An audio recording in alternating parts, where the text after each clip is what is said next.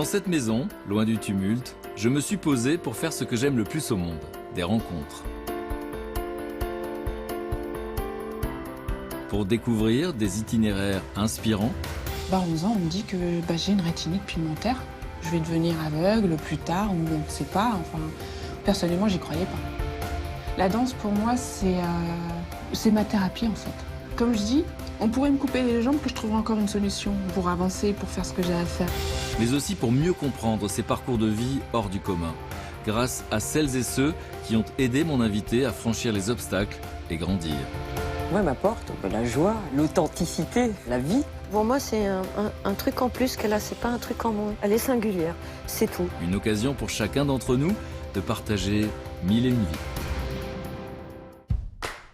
Mais à cet instant précis, j'ignore encore tout des émotions que je vais vivre ce jour-là. Dans quelques instants, je rencontrerai Fabienne Ostan, enfant malvoyante, mal aimée et abandonnée. Elle ne rêvait que d'une chose, danser. Finlay, tu vas me donner la porte à droite. Le destin a tout essayé pour l'en empêcher. Mais portée par la grâce et une force hors du commun, elle a réalisé aujourd'hui son rêve en créant sa propre association Danse les yeux fermés, qui réunit dans le même mouvement voyants et non-voyants.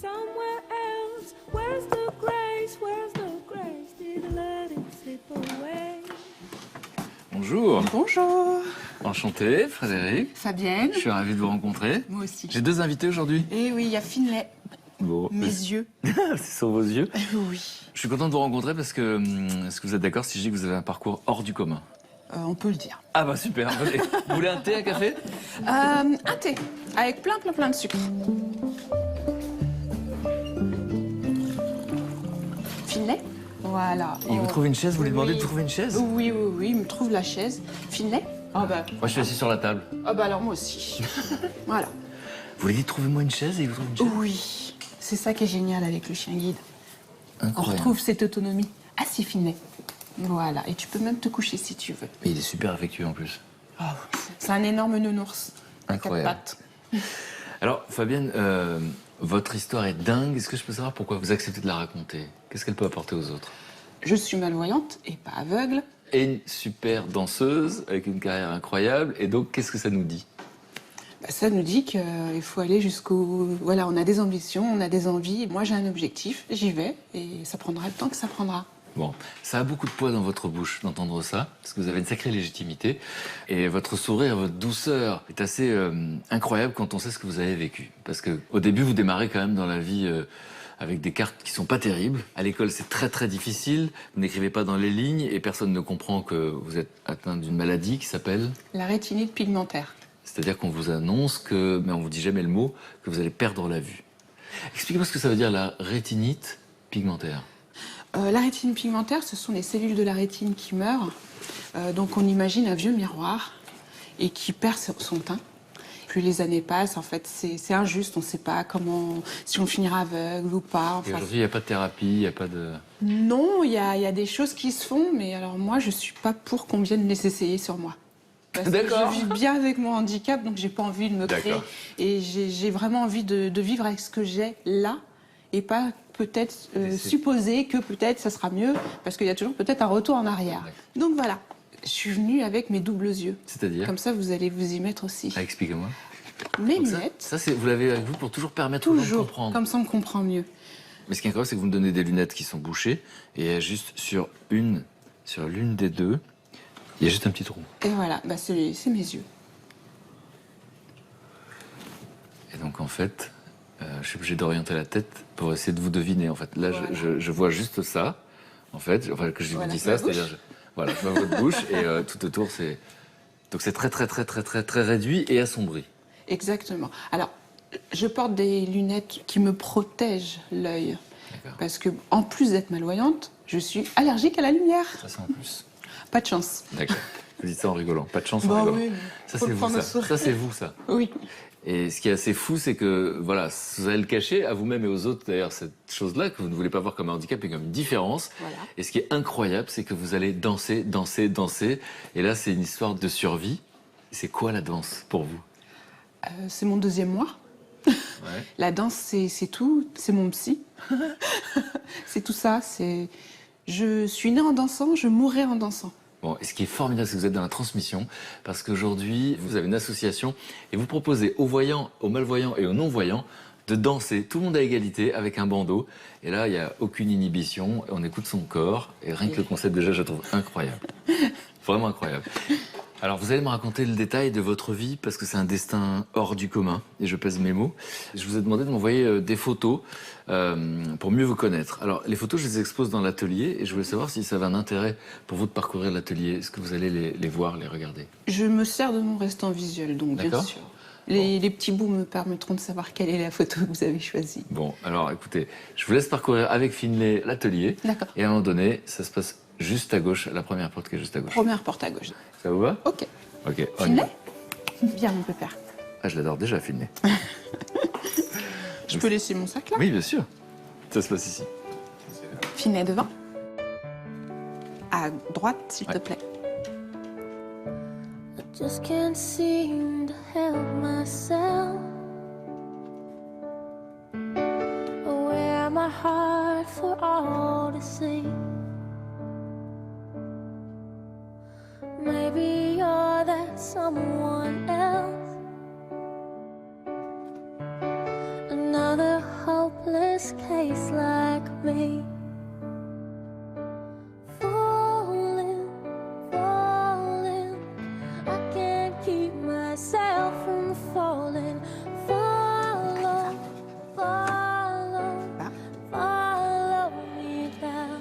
Donne-moi un siège, à droite. Donne. Merci, mon Finlay. Merci. Tiens, viens, je t'enlève le harnais. À ta place. Couché. Oui. Couché. Merci, mon fils. Merci.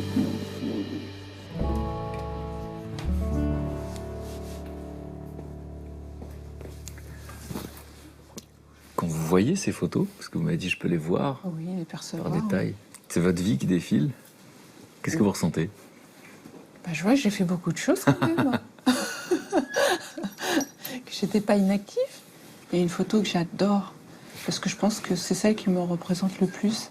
J'ai quelque chose de rouge derrière, et avec ce regard.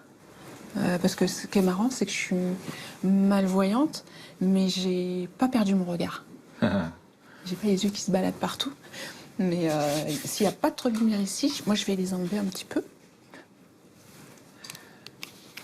Ah, ça va? Ça va? Oui.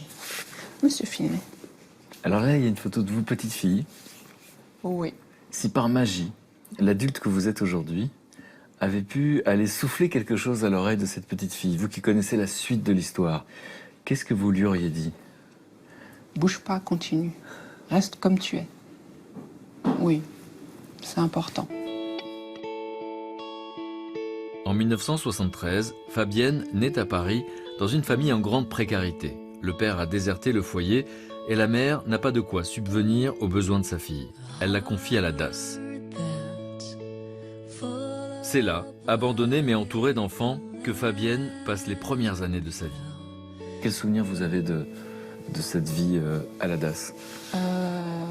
Un mélange de souffrance, mais en même temps de bonheur. J'ai adoré, hein, je suis désolée de dire comme ça. Souvent... Désolée de dire adoré? Bah ouais, parce que souvent, il y a des gens qui ont été à la DAS, ils n'ont pas bien vécu, mais moi, ce que j'ai aimé, c'est de me retrouver. On est plein d'enfants et on apprend à vivre en communauté, on arrive à vivre ensemble. On sait qu'on est là, qu'on n'a pas de parents, ou moi, ma mère, je la voyais tous les week-ends, elle venait me récupérer.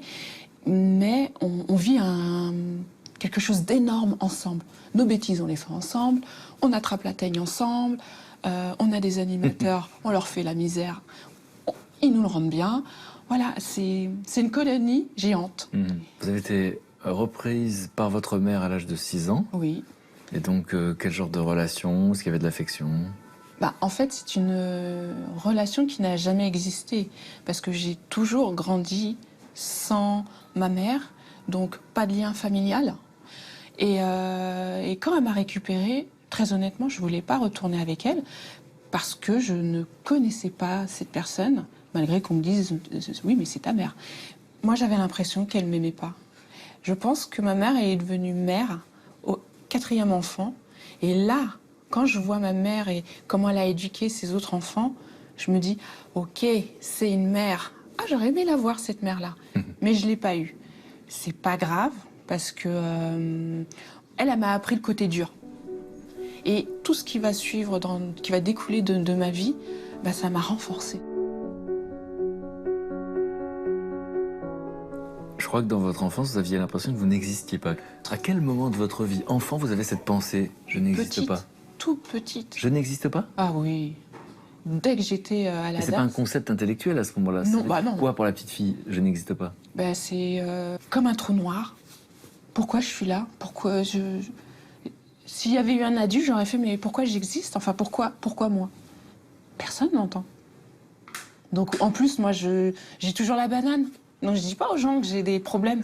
Mais quand vous repensez à cette petite fille qui a la sensation de ne pas exister et personne ne m'entend, qu'est-ce que vous ressentez?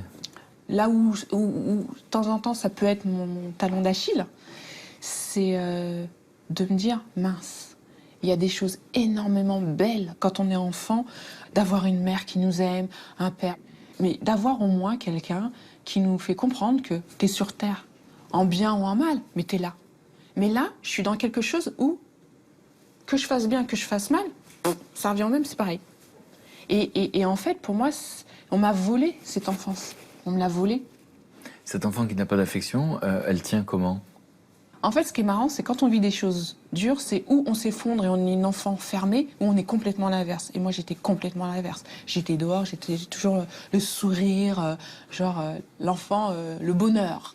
Alors, ça énerve beaucoup de gens, mais moi... Ça énerve les gens quand vous êtes positive. C'est incroyable. Oui, parce qu'il faut tomber dans le malheur, se plaindre, le dire à la société, mais en même temps, moi, j'ai pas grandi comme ça. Quand j'étais petite et que je faisais à l'aide, et que j'appelais, et que je disais aux gens, il se passe des choses, mais personne me voit et personne vient m'aider. Bah, il y a un moment donné, il faut trouver des solutions soi-même. Moi, ma solution, ça a été, ok, ça c'est le monde que vous me proposez, pas de problème. Mais moi, quand je vais dormir, je vais me créer mon monde. Donc, tous les soirs, je vivais une nouvelle vie. C'était quoi cette nouvelle vie? Je sais pas, je m'inventais des personnages, une mère, un père. Vous inventiez une famille? Ah oui, oui. Pour moi, dormir, c'était ma vie, ma vraie vie. Et ce que je subissais, ce que je vivais au jour le jour, c'est pas grave. Quand je vais aller me coucher, ça va se terminer. La nuit enveloppe Fabienne dans son écrin de rêve. Là, rien ne peut l'atteindre et tout devient possible. Seulement aux nuits succèdent les jours et à sa table d'écolière, rien ne va plus.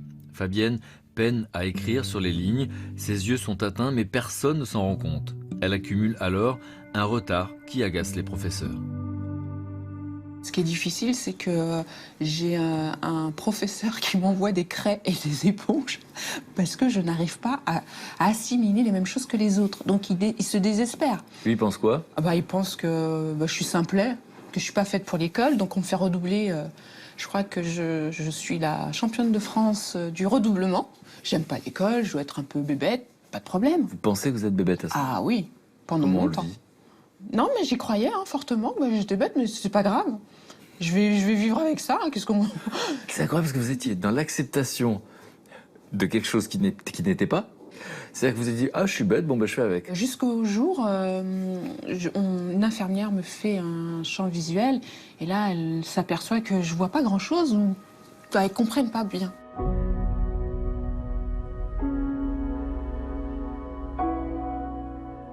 J'ai à peu près, vu le nombre de fois que j'ai redoublé, j'ai presque 11 ans. On vous dit quoi à 11 ans, en fait, exactement? 11 ans, on me dit que j'ai une rétinite pigmentaire. Et on vous explique à 11 ans ce que c'est? Pas du tout, puisqu'ils sont contents, ils ont trouvé le nom de la maladie. Mais on n'explique pas réellement. On me dit pas que je vais devenir aveugle plus tard, ou on ne sait pas, enfin... On ne dit rien, quoi. Et puis, moi, personnellement, j'y croyais pas. C'est-à-dire? Parce que je disais, je vois comme ma copine. Et un jour, j'ai demandé à ma meilleure amie, mais dis-moi comment tu vois?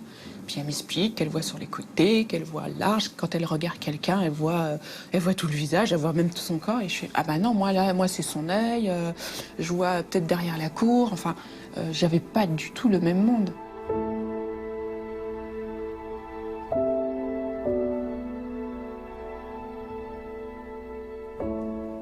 Quand vous êtes diagnostiqué, quand on comprend que vous avez donc une rétinite pigmentaire. Que donc vous allez devenir aveugle, vous comprenez pas très bien de quoi il s'agit, et donc vous en parlez autour de vous, ou vous le cachez ça? Le fait que j'ai appris que j'étais malvoyante, je disais « Oh, en fait, je suis pas bête, je suis juste malvoyante. » C'est incroyable cette C'est phrase. génial. En fait, on a trouvé pourquoi j'étais un peu bête. Donc en fait, la malvoyance, c'est à cause d'elle, mais c'est pas moi. Foncièrement, je suis pas bête. Vous reprendrez un peu confiance en vous. Oui. Mais je pense qu'en fait, la confiance, je dois avoir une bonne étoile. Une étoile positive et une étoile où on me dit « T'en fais pas.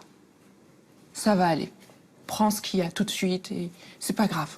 Peut-être que demain, ça sera mieux. » Just like a star across my sky. Mais tous les lendemains ne chantent pas. Les années se suivent et se ressemblent. La mère de Fabienne lui préfère ses demi-sœurs et ses demi-frères. Sa vie est désormais faite d'humiliations permanentes qui finissent par creuser en elle des gouffres sans fond. Très jeune, vous avez pensé au suicide. Oui, parce qu'en fait, il y a une accumulation de plein de choses. De quoi? L'accumulation, c'est de voir que on est plus grande que ses frères et sœurs, mais on doit se coucher plus tôt. On s'entend dire des choses très blessantes de sa mère, alors que on ne fait rien. Enfin, on ne fait pas la bêtise. Chose blessante, ça veut dire quoi? Par exemple, un jour, je rentre de l'école, je dois avoir 14 ans. Un garçon me ramène, et là, ma mère me dit mais c'est quoi, lui pourquoi il rentre Enfin, comme si que j'étais une prostituée, comme si que j'avais fait quelque chose de hyper grave. En fait, il s'était absolument rien passé. Et moi, je suis quelqu'un de très sympathique. Mais quand, à un moment donné, on va au-delà de mon seuil de tolérance, je pète un câble. Donc, ce jour-là, dans ma tête, ça s'est brisé, ça s'est cassé. Et là, j'ai dit stop. C'était marrant parce que quelques mois auparavant, j'étais là. Alors, je vais me suicider, mais j'habite au premier étage. Donc, je ne peux pas me faire grand-chose. Mais je me disais, allez, je pense que la vie est beaucoup plus jolie que partir comme ça. Et puis, c'est donner raison aux gens. Donc, non, moi, je suis là, j'ai des choses à faire. Donc, non.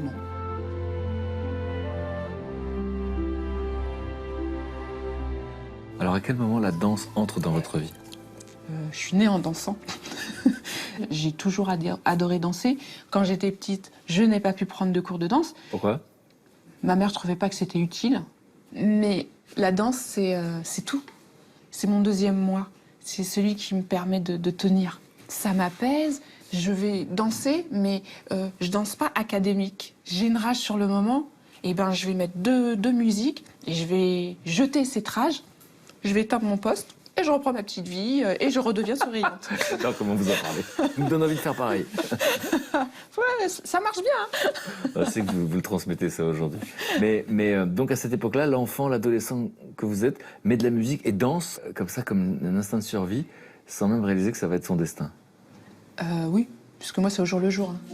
Là, tout de suite. C'est ma thérapie en fait. La danse devient la seule lumière dans le sombre tunnel que traverse Fabienne. À 16 ans, elle intègre une troupe de danseurs qui anime des soirées événementielles. C'est également à cette époque qu'elle ose se présenter à ses premiers castings. Celle qui fut toujours méprisée va enfin pouvoir être choisie.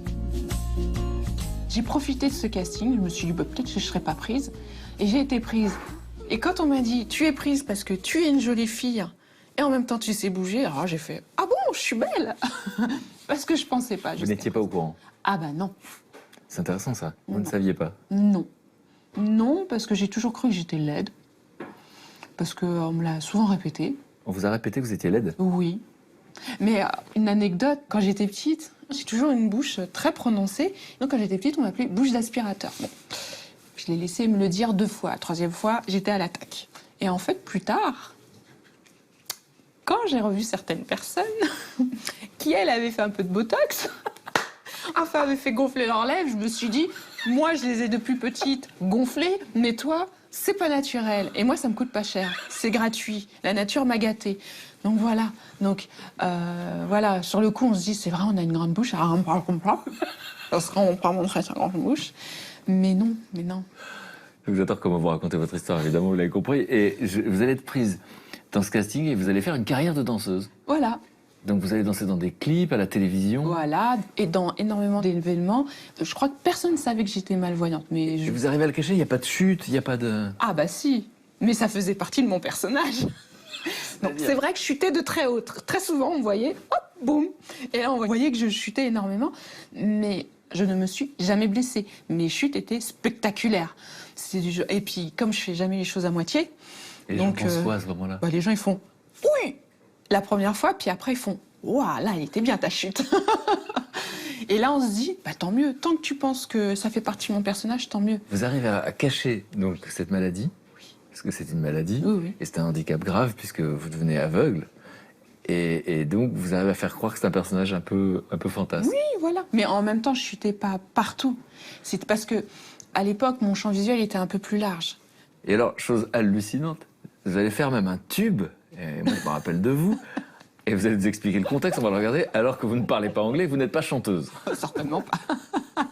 Alors on le regarde. Okay, let's do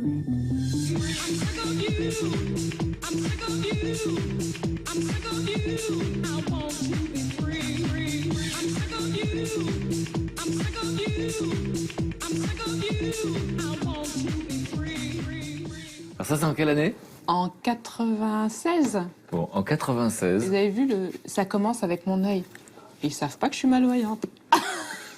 Pourquoi ça vous fait rire quand on voit ça? Parce que c'était surréaliste, cette histoire.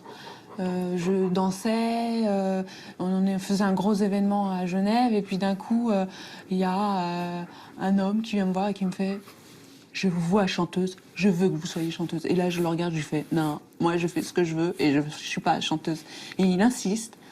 Et là, il y a mon manager qui me dit « Mercredi, tu pars parce que tu vas chanter. » Donc, je me retrouve à Riga. Et on me dit, voilà, tu vas faire là-bas, le morceau est numéro 1. Donc tu y vas, tu vas tourner ton clip.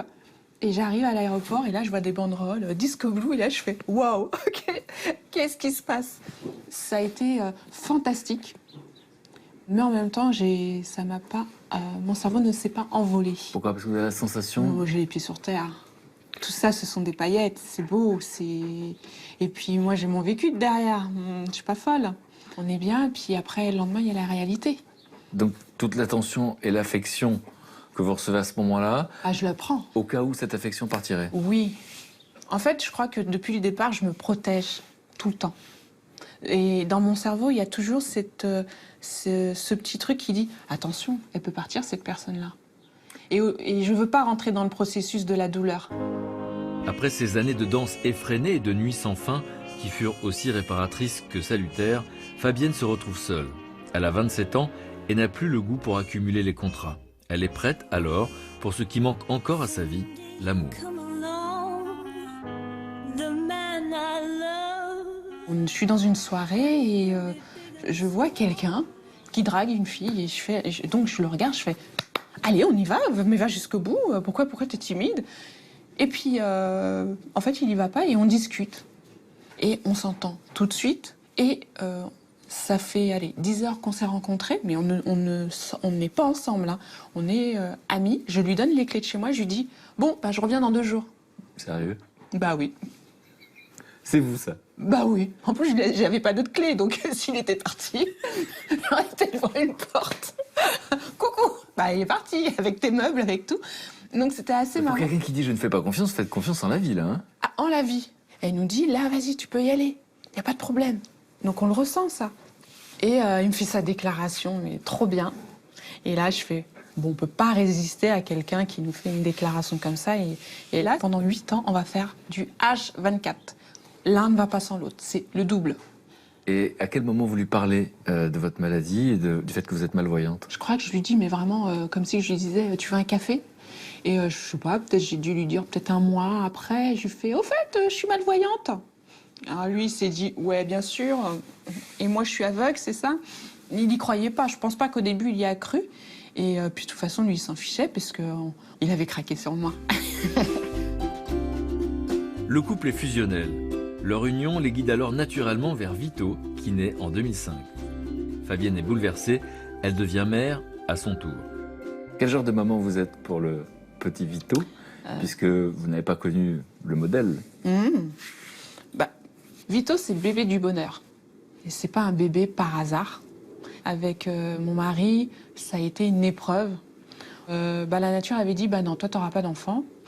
On s'est dit, bon, on va quand même tenter le diable. Et bon, au bout de 4 ans, arrive Vito. Et alors là, je pense que comme j'ai pas de schéma familiaux et qu'on a eu du mal à l'avoir, j'étais une tigresse, mais la vraie de vraie. Hyper protectrice. J'ai ce côté très maternante. Mon chéri, t'as mal ici? Attends, maman va trouver la solution. Mais en même temps, non, mais là, tu affrontes la vie, là. Et il y a ce côté-là ambigu.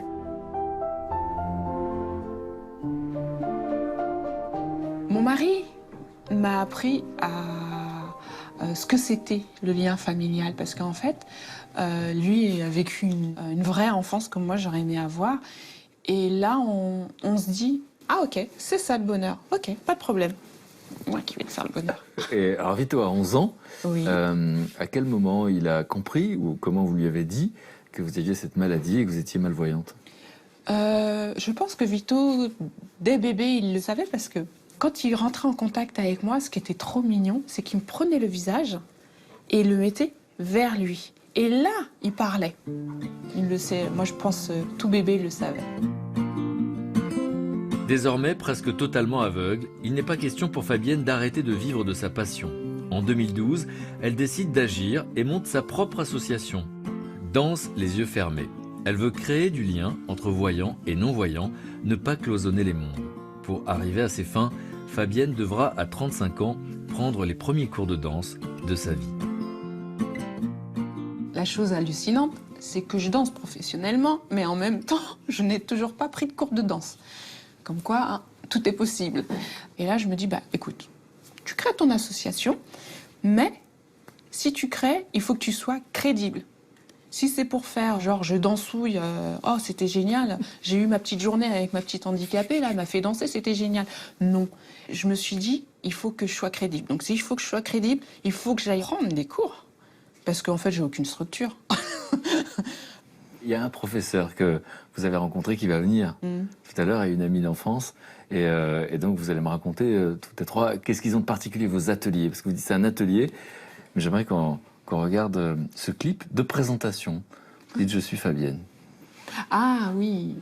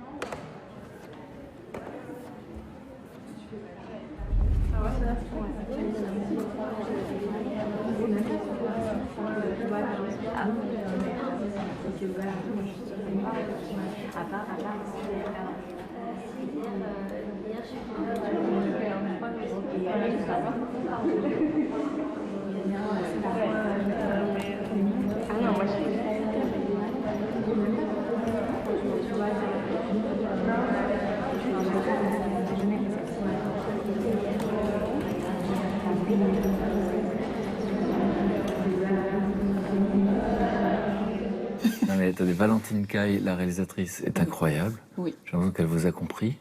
Elle a tout compris, elle est vraiment rentrée dans ma tête. C'est fantastique. Parce que quand vous le dites avec des mots, c'est formidable. Et puis là, ces images disent tout. Et puis moi, je suis impatient de vous voir au Théâtre du Châtelet. Comment ça? Mais c'est obligé. Là, quand je vois ça, je suis sûr que des gens qui sont dans ce monde-là, du spectacle, de la danse contemporaine, c'est obligé. Il y a des gens qui vont venir par milliers venir vous voir. C'est obligé. On verra. Mais c'est une belle rencontre. En fait, je ne fais pas que faire des ateliers. Ça va au-delà de mes ambitions. C'est vraiment de sensibiliser les profs. Je me permets d'aller dans des cours où des gens se disent « Ah non, moi je peux pas y aller ». Et par exemple, j'ai fait des stages avec Pietra Gala. Personne pensait que j'étais malvoyante. Les gens se sont juste dit, comme d'habitude, « Non mais l'autre avec ses lunettes, là, vachement frimeuse, là, elle sort d'où? Mais tant mieux, pensez-le. Et en plus, je viens avec mon chien. » Et c'est là qu'on s'est rencontré, Valentine. Et là, elle m'a dit « Mais attends, comment ça, t'es malvoyante ?» Et j'ai fait « Bah si, mais mon monde... Voilà, j'apprends tous les jours, c'est ça mon monde. C'est une rage. Et comme je dis, on pourrait me couper les jambes que je trouverais encore une solution pour avancer, pour faire ce que j'ai à faire. Mais ça me représente beaucoup et j'ai été fière parce que elle l'avait présenté à un festival. Ça a été retenu. J'espère qu'il ira loin. Il ira loin ce film parce que comment parler du handicap sans en parler ? Et dire, regardez, en fait, je suis normale. Hein. J'ai juste ma petite particularité, mais si je vous l'avais pas dit, vous le sauriez pas. Et c'est ça qui est bien. Et c'est un vrai message pour les jeunes porteurs de handicap. Mais alors là, je parle de n'importe quel handicap. Vous avez des rêves, vous avez des envies. Allez-y. N'écoutez pas le voisin qui vous dit que ça va être difficile, que ça va pas être possible. Vous trouvez des solutions. C'était peut-être un peu difficile au départ, mais la vie n'est pas encore finie, donc on ne sait pas comment on finira. Mais pour l'instant, je croque tout ce qui se passe. Merci. Merci pour la confiance. Vous êtes fabuleuse. Merci beaucoup. Je suis très impressionné. Bon, on va les accueillir. Bah oui. Finet, le harnais, s'il te plaît. Le harnais, prends le harnais. Prends le harnais. Incroyable, Finet. Merci, mon fifi. Devine qui on va voir. Cela paraît presque facile lorsqu'on écoute Fabienne parler. Comme tous mes invités, elle a la pudeur de ne pas dire la dureté de la reconstruction. Pourtant, une question revient sans cesse. Comment a-t-elle fait? Bonjour. Bonjour. Bonjour. Bonjour. C'est pour mieux comprendre et redonner l'espoir que je voulais recevoir aujourd'hui les proches de Fabienne. On passe dans le salon? Finet, à ta Allez, gauche, s'il te plaît. suivez-moi. Finet. Ce chien m'épate, ce chien m'épate. À gauche, Finet. Finet, tu vas me donner le canapé à gauche. Finet. Canapé, s'il te plaît. Merci. Alors servez-vous, il y a du café, du thé, jus d'orange, jus de fraise. Il y a beaucoup de... Merci d'être là. Vous savez que je viens de passer un moment très particulier avec quelqu'un d'inspirant qui a un parcours hors du commun et qui est une personne hors du commun.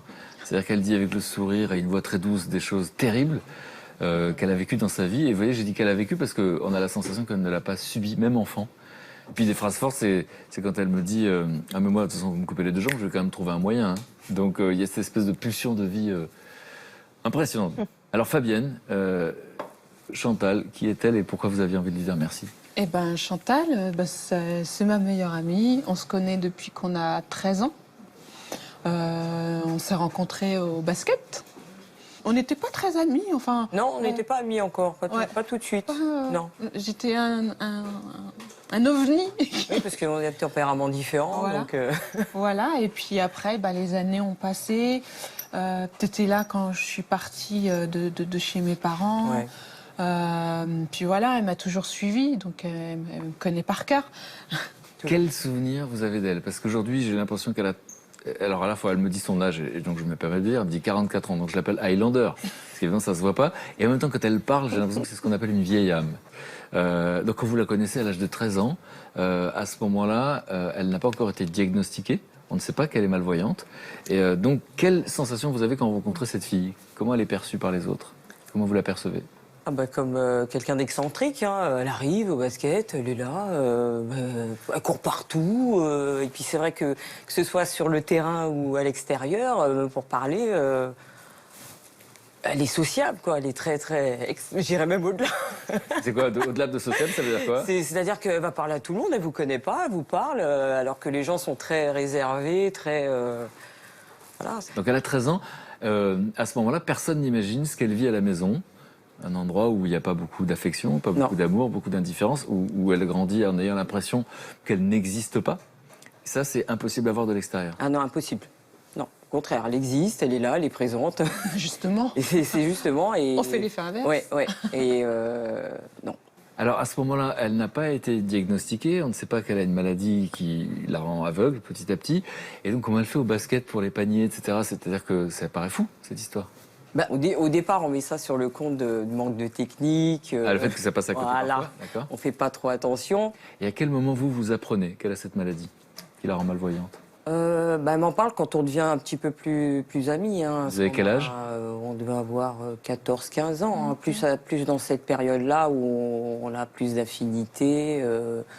On sort, on se fait des sorties ensemble. Donc elle me le raconte. Mais il est vrai que quand elle me le raconte, enfin, moi je la considère vraiment pas comme quelqu'un qui... Mais je suis plus chez mes parents. Quand vraiment notre amitié, elle est... Oui, à ce moment-là, oui. Je suis plus chez eux, est déjà donc je me permets aussi de... Voilà, ma vie en fait c'était ça. Ouais. Comment vous réagissez quand vous l'apprenez? Qu'est-ce que vous vous dites quand vous apprenez qu'elle a cette maladie? Alors bizarrement, je suis restée normale.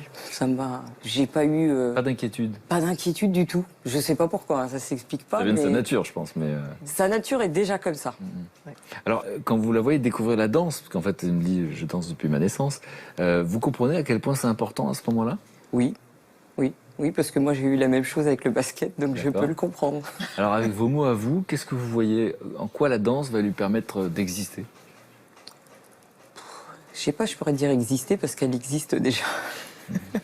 Mais ça va lui permettre de trouver sa place.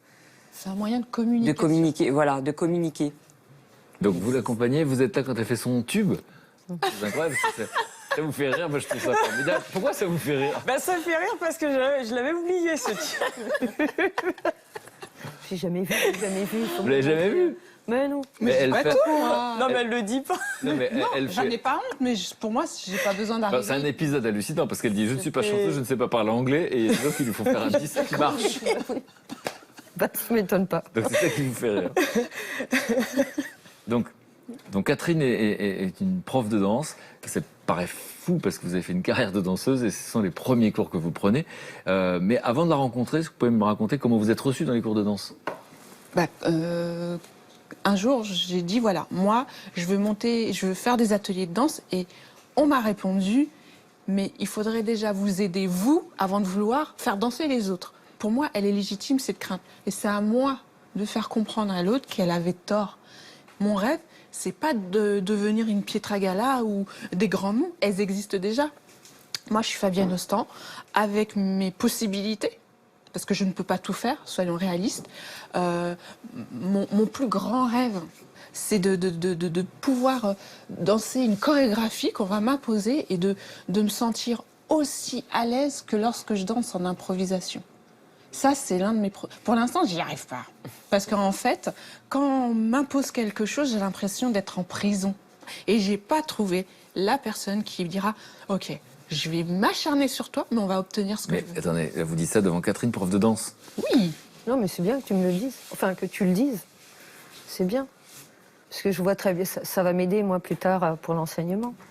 Alors, racontez-moi la première fois que vous la voyez débarquer dans votre vie, cette fille, et pourquoi, du coup, elle deviendra importante pour vous.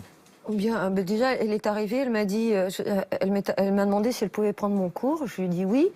En fait, j'étais beaucoup plus inquiète pour où est-ce que je vais mettre Finlay, le chien.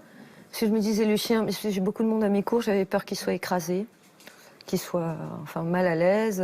Donc j'étais plus... Et puis après, je l'ai placée à un endroit stratégique pour qu'elle puisse commencer à s'habituer à mon travail, parce qu'il y a aussi une habitude du professeur, ça, qu'on soit valide, pas valide, professionnel ou amateur, on s'habitue à un professeur.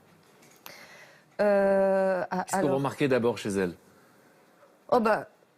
Elle était attentive. Voilà. Attentive et appliquée. Après, je me suis toujours posé la question de comment elle fonctionnait par rapport au mouvement. Puisqu'on se déplace dans l'espace, comment elle fait pour se déplacer sans voir dans l'espace, en faisant des pas que je suis obligée de lui montrer, mais qu'elle voit partiellement ou qu'elle voit pas du tout. Comment on fait pour...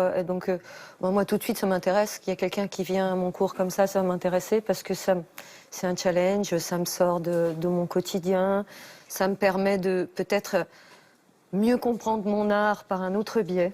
Donc, c'est très important. Pourquoi c'était important pour vous qu'elle soit là aujourd'hui? Déjà, j'adore Cathy, parce que j'aime sa personne. Et moi, j'adore, c'est une femme de caractère. Dans ses cours, elle est intransigeante sur beaucoup de choses. Et on vient pas, quand on va dans son cours, on sait, je sais que je vais apprendre beaucoup. J'aime les gens de tempérament. J'adore. Vraiment, mais moi, j'aime ça. Et c'est vrai que au niveau de la danse, là où j'en suis, c'est parce que j'ai été faire de la barre au sol et que la barre au sol m'a expliqué mon corps. Et aujourd'hui, quand je fais des ateliers ou quand je parle à un élève, je lui parle de corps. Je lui parle pas, oui, alors ton bras, tu vas le plier. Non, je lui parle de corps, de ressenti. Et ça, je l'ai appris dans son cours. Et après, ce que j'ai adoré, c'est quand je suis venue faire de la danse classique. Là, j'ai adoré. Moi, je me pose pas toutes ces questions à me dire, mais comment je vais faire quand elle va me dire telle ou telle chose? J'essaye de comprendre. En fait, mon orgueil, je le place ailleurs. Je me dis, j'ai payé, je vais prendre ce que je vais pouvoir prendre aujourd'hui. Donc, comme je suis quelqu'un qui ne suis pas pressée dans le temps de me dire, oui, alors ma pirouette, là, il faut que je sache la faire. Apprendre à tourner sans repère visuel, j'en ai eu pour un an et demi.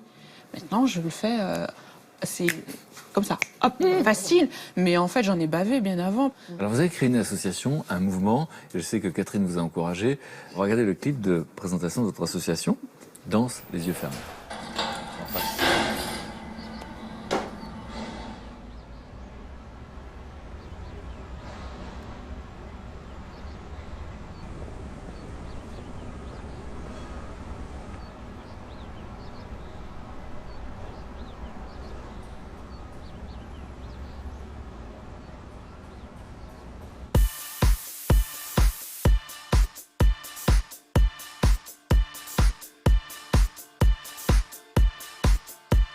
Yeah, we at it again.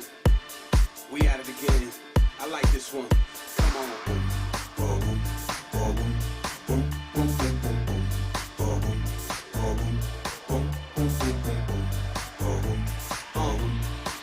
Let's go. Come on, it's time. Get up. Hey DJ, play time to time. Get up.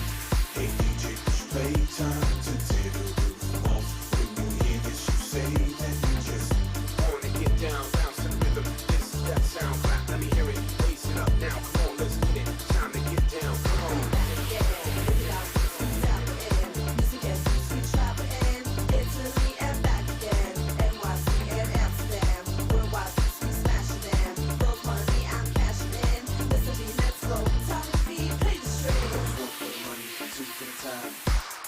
Je suis très impressionné. Très impressionné par la direction artistique de ce que je vois, par la qualité, et puis j'ai envie d'entrer dans votre monde, tout simplement.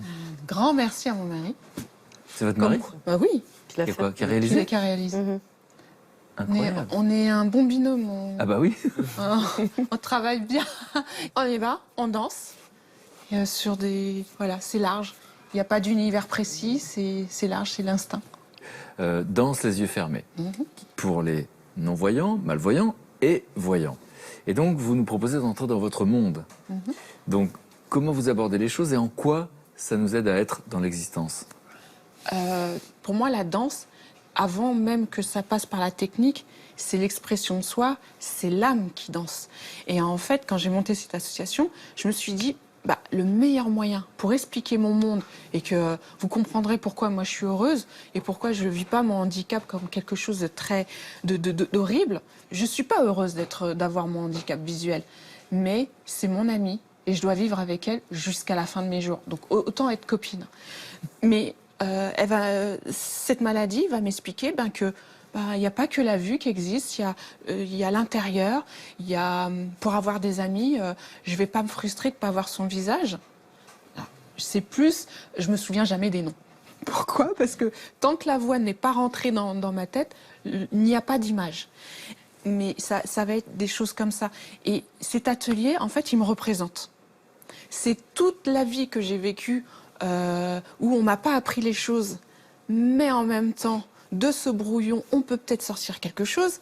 Et c'est tout ce que j'apprends dans les cours de Cathy et tant d'autres que je fais, je prends, mais je ne deviendrai pas du Cathy.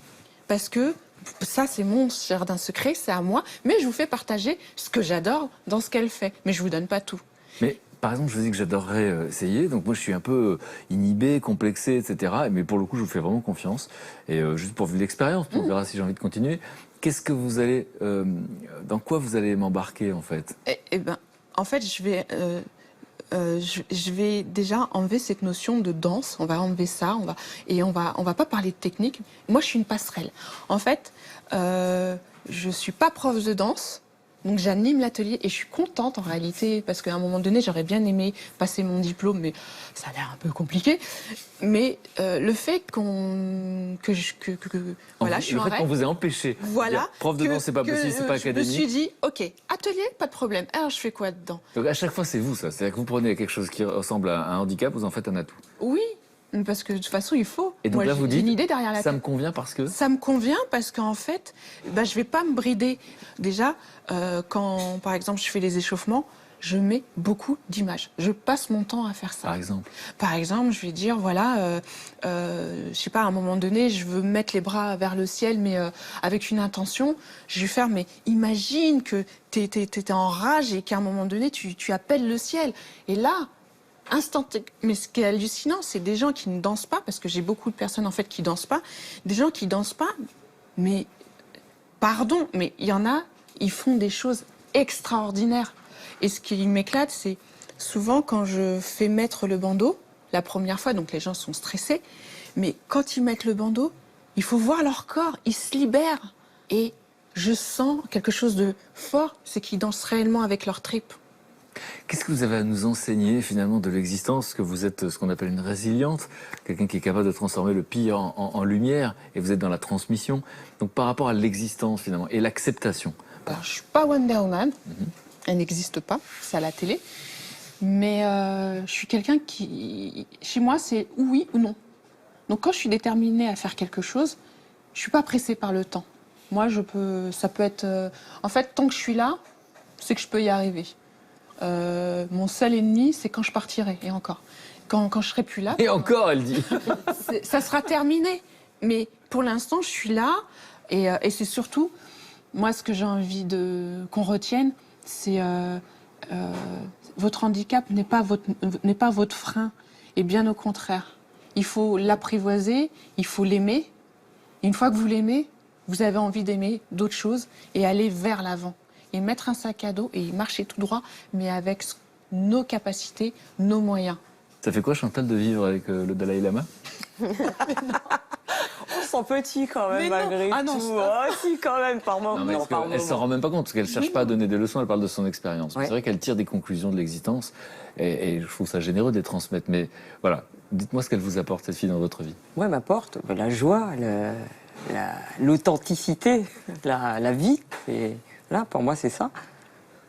Les petites tracas du quotidien, mais c'est rien du tout. Et c'est vrai que quand on discute avec elle, ça y est, c'est réglé. Et est-ce que, pour le coup, on peut être complexé? Parce qu'on a tous des soucis, on n'a pas tous la même manière de le vivre, on n'a pas tous sa nature. Est-ce que, d'un coup, on sent justement... on se sent mal d'être préoccupé par des choses pas importantes? Vous voyez ce que je veux dire? Parce qu'elle peut complexer, finalement. Si, elle peut, oui. Juste en étant ce qu'elle est. Oui, voilà. Mais c'est vrai qu'on relativise après, on se dit, mais c'est vrai, c'est... Des fois, ça énerve des gens. Des fois, il y a des gens qui me disent « Ouais, mais de toute façon, toi, c'est tout positif. » Non. C'est drôle d'imaginer quelqu'un qui dit « Oh, toi, c'est tout positif, j'arrive même pas à croire ce que j'entends. » trop positif. Mais ouais, mais en même temps, ma présence t'énerve, donc tu me demandes de te taire parce que c'est toi qui es pas bien. Mais moi, je vais très bien. Donc tant pis pour toi. Et dans ces cas-là, ne nous voyons plus. Et puis voilà, c'est aussi bien. Il y a tellement d'êtres humains sur Terre qu'on peut tous trouver des amis... potentiellement. C'est vrai, du temps où on jouait au basket, on la trouve arrogante. Hein. On la trouvait très arrogante. Je me suis dit, mais c'est qui, elle? C'est un conte, Elle se quand prend même. pour qui? Pas compris. Mais qu'est-ce qui était... Oui, mais c'est intéressant. C'est ça. C'est intéressant. C'est-à-dire qu'en fait, cette gamine qui souffrait, qui n'avait pas d'affection, qui en plus avait une maladie qui n'était pas détectée, où elle était en train de devenir aveugle, on l'a trouvée arrogante. Ça a l'air de quelque chose de dingue. Moi, je pense avec le recul, je pense que c'était plus de l'envie de se dire, mais comment moi, qui ai toutes mes facultés, je puisse être plus négatif que quelqu'un qui a une faculté en moins, soit aussi déborde de positivité, quoi. Enfin, c'est impossible. Voilà. Dans la société, c'est impossible. Pour moi, c'est un truc en plus qu'elle a, c'est pas un truc en moins. Non, c'est un truc, c'est quelque chose en plus. Quand je regarde les danseurs, si je prends l'exemple de Sylvie Guillem, grandissime, grandiose, danseuse étoile, internationale. Elle a un corps extraordinaire, elle a des pieds extraordinaires, elle a des choses que d'autres n'ont pas. Mais c'est le cas de Fabienne, elle a des choses que d'autres n'ont pas. Le fait de pas voir lui faire entrer dans une danse qui n'appartient qu'à elle, qui est une danse sonore, puisqu'elle n'est pas visuelle, elle est sonore, d'où l'intérêt. Et donc des mouvements qui vont être sonores. Enfin, je ne sais pas comment expliquer. Un mouvement sonore, moi je ne sais pas ce que ça veut dire. Moi, non, mais on le voit dans la vidéo. On voit que il n'y a pas de musique, si ma mémoire est bonne. On entend sa danse. On entend sa respiration. Voilà. Et C'est beau comme phrase, on entend sa danse. Voilà. Et donc Catherine, qu'est-ce que cette jeune fille vous apporte dans votre existence? Ah ben déjà, c'est exactement ce que disait Chantal. C'est-à-dire qu'elle a la faculté de me zénifier. Parce que moi, je suis quelqu'un qui a un fort caractère et je suis rarement zen, en fait. Effectivement. Et c'est pas... Parce que moi, j'ai jamais vu Fabienne comme une handicapée, etc. Je l'ai jamais traitée en tant que telle. Je la considère pas comme ça, je la vois pas comme ça. Elle est singulière. Voilà, elle est singulière, c'est tout. Et je considère qu'il y en a d'autres qui sont singuliers à mes cours pour d'autres raisons. Hein, mais ils ont pourtant tous leurs doigts, leurs mains, tout au bon endroit. Non, c'est vraiment, je pense que même si elle n'avait pas eu ce handicap, elle aurait été pareille. C'est-à-dire qu'elle elle a une façon de rendre les choses calmes, sereines. Et ça, c'est très important. Moi, ça me fait un bien fou, ça. Moi aussi, vous me faites un bien fou. Bon. Merci pour cette confiance, merci de m'avoir présenté des gens qui comptent pour vous. J'aimerais à présent vous présenter à mon tour des gens qui comptent pour moi. Ce sont des êtres humains qui sont très connectés à la société, aux fléaux de la société, à tout ce qui ne va pas, les inégalités, les injustices, les gaspillages. Mais pour le coup, ils me mettent de bonne humeur parce qu'ils s'intéressent aux solutions, aux gens qui ont des idées qui marchent. Et vous allez me dire si vous comprenez pourquoi je les adore. Ça vous va? D'accord. Voilà, je vais aller voir où ils en sont au niveau de la cuisine. C'est eux qui ont préparé à déjeuner. Mais en tout cas, je veux un petit moment entre vous. À tout de suite. D'accord, à tout de suite. À tout de suite.